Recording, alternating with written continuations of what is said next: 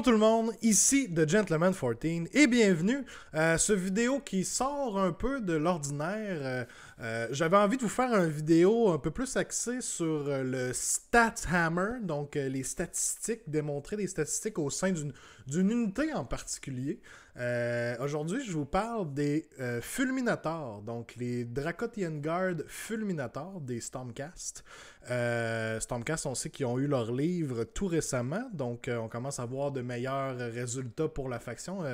By the way, c'est un excellent livre selon moi, que j'ai placé très très haut dans mon vidéo des tier lists. Donc si vous n'avez pas vu mon vidéo qui présente chaque faction selon leur tiers dans la méta actuelle d'Age of Sigmar, eh bien le lien est sous la vidéo dans la description. Je vous invite à aller voir ça, mais je les sans vente de punch, ils sont assez hauts. Donc les Fulminators, selon moi, font quand même partie du succès des Stormcast Eternals. C'est une unité qui a eu, depuis leur dernier War Scroll, ont eu quelques changements. C'est très subtil, mais quand même, c'est des changements qui ont un bon impact. Et je voulais vous le montrer aujourd'hui, en fait. Je voulais vous le démontrer à l'aide des statistiques. Donc, je vous ai préparé un petit graphique que je vous montre à l'instant. Donc, j'utilise AOS Stats Hammer, donc pour ceux qui ne connaissent pas, allez sur Google, tapez AOS Stats Hammer et vous allez avoir ce site internet-là où vous pouvez facilement rentrer vos unités avec les profils, les attaques, tout ça. Si vous voulez calculer le potentiel de dommages de certaines unités, c'est un outil que je vous recommande fortement, très très pratique, très très très bien fait aussi, là. Donc allez vous amuser avec ça. Ce que je nous ai préparé aujourd'hui, vous allez remarquer tout de suite, on a 3 couleurs. Donc, j'ai rentré ici 3 unités. C'est un paquet de 4 Fulminators. C'est quand même 4 Fulminators à chaque fois. Je vous rappelle que 4 Fulminators, c'est 460 points. Ce qui est intéressant, c'est qu'ils ont un 3+ de save, donc très très bon dans la méta actuelle. Sont élites, donc peuvent se donner des command ability à eux-mêmes. N'ont pas besoin d'un champion dans l'unité. Et aussi, ce qui est très bien, c'est qu'ils ont un petit shooting. Donc, ils ont le Dracoth qui peut cracher sur les adversaires. Le crachat du Dracoth n'est pas pris en compte ici, vous allez le voir dans les statistiques, mais généralement, avec une unité de 4, rajoutez-vous en moyenne un 4 mortel. Que le shooting, là, que le profil des Dracoths vont faire. Donc, vous pouvez vous rajouter ça à peu près là, à travers toutes les statistiques ici. Ce que je vous présente ici, la première unité, donc le bleu qu'on peut voir ici, ça va être 4 Fulminators sur la charge. Donc, bien entendu, toutes les unités vont être sur la charge parce que c'est là le gros dégât. Les Fulminators sont quand même, peuvent se débrouiller quand même s'ils n'ont pas chargé, mais c'est le genre d'unité que vous voulez absolument réussir votre charge, rentrer dans quelque chose pour pouvoir le détruire. Donc, ici, on prend en compte que vous avez chargé avec vos Fulminators dans les 3 profils que je vous ai présentés ici. Puis rapidement, là, le profil d'un Fulminator, c'est pas très très compliqué. Les glaives, on les voit ici, donc on a toujours 4 modèles dans l'unité. 5 attaques, 3+, 3+, moins 2 de rend et 3 dégâts sur la charge.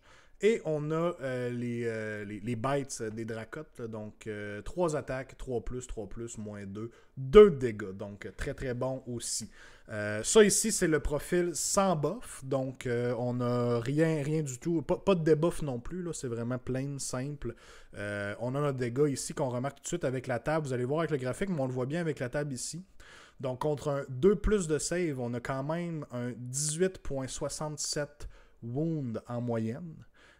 Alors que quand on monte rendu à du 5+, 6+ et pas de save, c'est tout le même chiffre puisque en ayant moins 2 de rend, ça cancelle le save complet. Donc on se rend jusqu'à du 37,33 wound de moyenne, ce qui est très très très bon quand même. Là. On se rappelle ici, c'est une unité de 460 points, oui, mais qui quand même là, vont faire beaucoup de dégâts et n'ont pas besoin de buff tant que ça.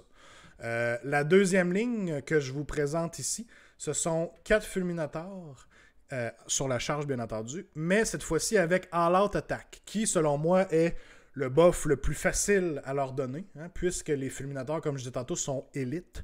Ils vont pouvoir eux-mêmes utiliser un command point pour se donner plus un to hit. Donc, vous voyez pas grand-chose de changer sur le profil ici. To hit est rendu à 2+, et to hit est rendu à 2+, sur les Dracottes, comme sur les Glaives, en fait. Et on voit déjà une bonne différence au niveau du dégât. Donc, vous le voyez ici dans le graphique en bas, mais quand on regarde là, selon les chiffres, là, le 2+, on passait de 18 à 23.33. Et ça monte ici 31-38. Et à la fin, on est rendu à du 46 wounds en moyenne, contre du 5+ save et plus. Donc, ça commence à faire beaucoup de dégâts. Je vous donne un exemple. Vous rentrez dans un paquet de 10 Pink Horror, qui sont 50 wounds en moyenne. Pas en moyenne, c'est 50 wounds. Les Pink Horror qui n'ont pas un très très bon save, soudainement, vous venez de leur faire à peu près 46 wounds. Peut-être 47, là, le point 67, c'est en moyenne, bien entendu. Il y a des bonnes chances que que vous allez tuer l'unité au complet, finalement. Là, ça, c'est en moyenne, mais ça se peut que vous fassiez le 50 requis pour la tuer. Ou pas tout à fait, ça se peut que vous le fassiez un petit peu en dessous. Mais quand même, c'est très très bon pour pouvoir clairer, on le sait, une unité qu'on dit tarpite, hein, qui est quand même un bon moton de wound, dur à tasser. Fulminator, avec simplement all-out attack, vont possiblement être capables de faire ce dommage-là requis là, pour pouvoir tasser des pingers. Donc ça s'en vient très très fort. Donc vous voyez que ça prend pas grand-chose pour faire monter quand même le dégât assez haut. Ici, je suis allé mettre vraiment juste un buff, juste un +1 to hit, qui est quand même l'un des buffs les plus simples à obtenir. Puis il faut penser par contre que c'est un all-out attack, donc c'est une common ability que vous utilisez dans la combat phase. Je recommande à vous tous qui voudriez utiliser les fulminateurs comme ça, de les mettre dans Hunters of the Heartland, donc un bataillon de Gur, qui vont être immunisés au Monstrous Rampage. Parce que qu'est-ce que les fulminateurs ne veulent surtout pas, c'est recevoir un roar d'un monstre et ne plus être capable d'avoir un +1 to hit facile comme ça. D'autant plus que si le monstre a une habilité qui donne un moins 1 to hit, là on tombe sur des 4+, et soudainement le dommage va descendre beaucoup. Et vous remarquez, j'ai quand même une barre orange aussi dans le graphique. C'était un peu pour vous montrer, selon moi, tous les buffs possibles qu'on peut mettre sur les fulminateurs pour vraiment aller voir c'est quoi leur potentiel de dégâts.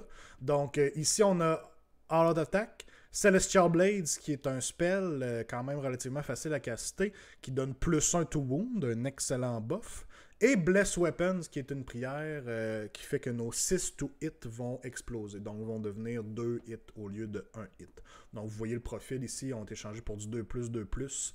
Le reste est pareil. Et on voit le Modifiers Exploding qui est en dessous ici. Là. Donc, comme je vous disais, AOS Statshammer est vraiment pratique parce qu'on peut venir ajouter même les modifiers comme ça. On pourrait même mettre si l'unité avait des Mortal Wounds sur des 6 ou to Wound aussi. C'est très, très, très bien fait. Donc, on voit ici, comme vous pouvez voir avec la barre orange, avec tous ces buffs-là, ça monte très très vite. On a les statistiques à droite, ici les 4 fulminateurs.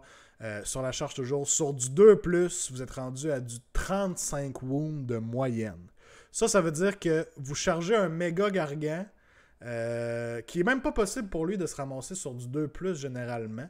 Le mieux qu'il va pouvoir faire, ça va être du 3+, et après ça, il va commencer à ignorer des pipes de reine, dans le fond. Donc, généralement parlant, avec tous ces buffs-là, en moyenne, vous allez tuer un méga gargant du premier coup. S'il n'a pas d'autres habilités défensives comme l'Amulet of Destiny ou une moyen de reroller ses 1 à ses saves. Là. On sait qu'il y a certains artefacts qui peuvent faire ça pour les Sons of Behemoth, mais quand même, en moyenne, 35 wounds. Et là, on descend sur du 3+, 46 wounds. Sur du 4+, on est rendu à 58. Et là, à partir du 5+, où le Rend vient casser le save totalement, on est rendu à du 70 wounds en moyenne, causé par les 4 fulminateurs. C'est quelque chose. Il n'y a pas grand-chose qui va pouvoir résister à ça. Donc, c'est assez solide. Oui, c'est quand même 3 buffs qui doivent réussir à passer, mais je vous dirais que c'est pas si farfelu que ça. All Out Attack, comme une habilité que vous utilisez vous-même. Pour le +1 to hit. Celestial Blades, qui est le spell à passer, qui va probablement être la partie, disons, la plus dure à réussir, puisqu'il y a des bonnes chances que votre adversaire essaye de vous l'unbinder. Donc, vous empêchez de réussir ce spell-là. Et Bless Weapons, qui est une prière, donc une autre façon très facile d'avoir la prière, là, si vous utilisez par exemple un Lord Elector, qui a +1 à ses jets de prière, ou si vous avez le command trait High Priest, pour rerouler vos prières. Puis on se rappelle qu'une prière, ben, l'ennemi ne peut rien faire contre ça, là, ne peut pas vous empêcher votre prière. Donc Bless Weapons, quand même relativement facile à passer. Je vous dirais que ça va être Celestial Blades, le spell, là, qui va être un petit peu plus dur. Mais quand même, c'est pas farfelu de penser qu'on va être capable en un tour, un certain tour, de passer les 3 buffs comme il faut et de rentrer dans le tas pour faire beaucoup de dégâts. Donc, je voulais vous présenter un peu les nouveaux Fulminators. Ces temps-ci, je fais des parties moi-même avec ces bad boys et j'ai beaucoup de plaisir à les faire charger dans un peu tout ce qui réussit à s'approcher d'eux et que je suis capable, je les fais charger. Puis je vous dirais que même si les Fulminators ne réussissent pas leur charge, oui, ils n'ont pas le dommage 3 sur leurs glaives, mais on se rappelle que le profil du Dracoth a quand même un très bon profil avec du dommage 2. Donc ils sont quand même capables de se défendre, essayer de se déprendre pour pouvoir aller charger possiblement au tour d'après. Donc c'est très important pour eux. Et à la limite, vous avez des façons aussi de les déprendre de là avec une téléportation par exemple. La prière Translocation qui peut être très pratique dans des cas comme ça. Donc, j'espère que ça vous a plu. J'espère que ça peut vous aider pour ceux qui voulaient faire une armée de Stormcast. Vous avez envie de jouer des Dracoth. Les Fulminators, très bon.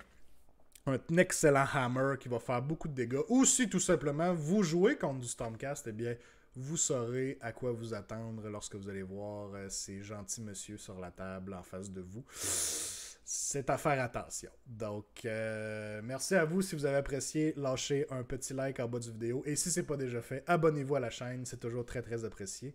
Je vous remercie et je vous dis aux prochaines vidéos. Bye bye!